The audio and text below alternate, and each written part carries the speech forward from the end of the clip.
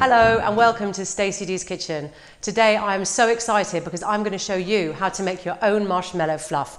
Today I'm going to show you the base fluff, and from that the opportunities are endless. You can put Oreos in it, any biscuit you like in it, toffee, sprinkles, whatever you want. But first of all we need to know how to make the base fluff. First of all you pour in the sugar into your saucepan like that. And then I like to put the water on top, so that's the warm water. That just helps it to start boiling up a little bit quicker. And then you're pouring in the glucose syrup. Glucose syrup can be very, very difficult actually to pour in. So what I'm going to do is use a spoon I've put in some hot water just to help all the glucose syrup get into the pan. It's very, very sticky and gloopy. You're going to turn on the hob to about medium-high temperature. And you're going to slowly and carefully just stir it until it's combined.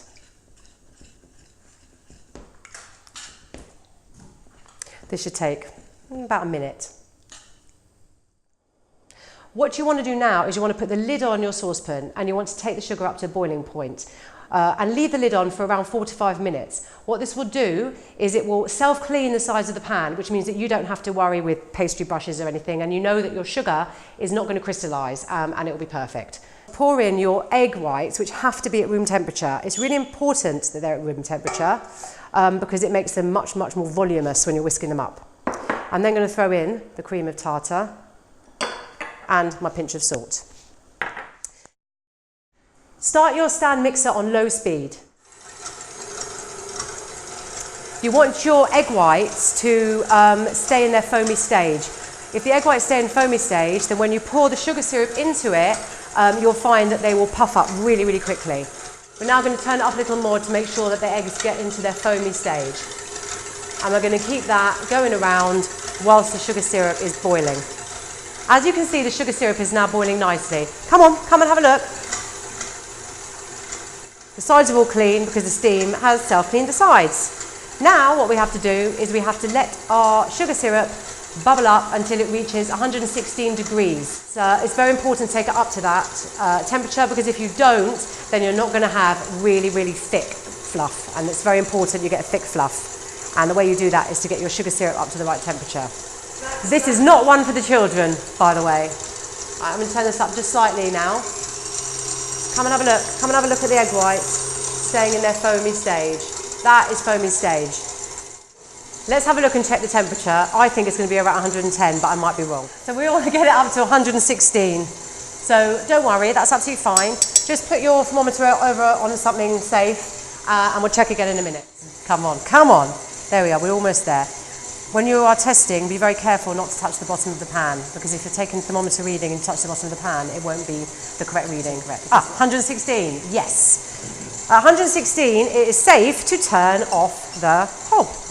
Now, this is where it gets a little bit dangerous, so be very careful you haven't got any children around for this part. Okay, now at this point we have to pour in our sugar syrup quite quickly into the foaming egg whites. At the same time, what we're going to do is we're going to whack the speed up to full speed.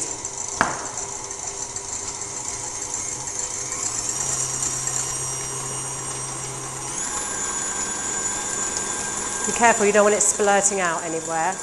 And now, right up to full speed. Get every last bit you can. Now we're going to set the timer for 7 minutes. After 7 minutes, you should have beautiful fluff. Very exciting because it's time to have a look now. There you go. This is how your marshmallow fluff wants to look after about 6-7 minutes of blending. So I'm just put 1 teaspoon of vanilla bean paste in,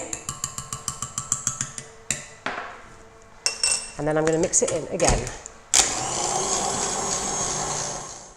What we're going to do now is we're going to separate it into two. The vanilla marshmallow fluff is going to be used for a couple of recipes which I'm going to show you later, and I'm also going to do something very special with the other half. What you want to do, just whack it on the side, don't worry, it's not fragile.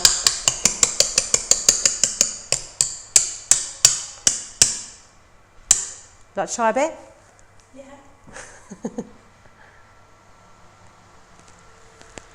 Nice? Okay. I'm going to push it down the sides here. And we're going to scoop it into the jars. Now, any tool thing will work just to help you when you're filling, just to give you a little bit of stability when you're filling your piping bags. Okay, so that's around about half, I'd say. And pick up the piping bag like that. Lovely. Push it down, twist it, and now it's ready to go in the fridge. Next one. This particular one, I've decided I'm going to make lemon flavour.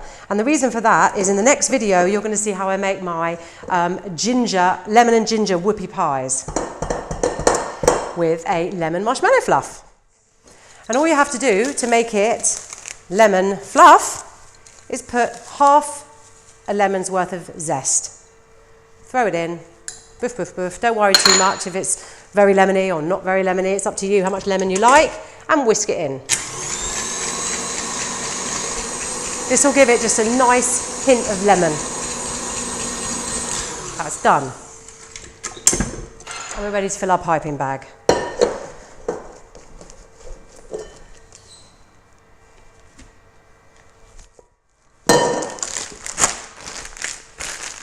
So there you have it, your own marshmallow fluff. Whoa, that you can use to sandwich anything together.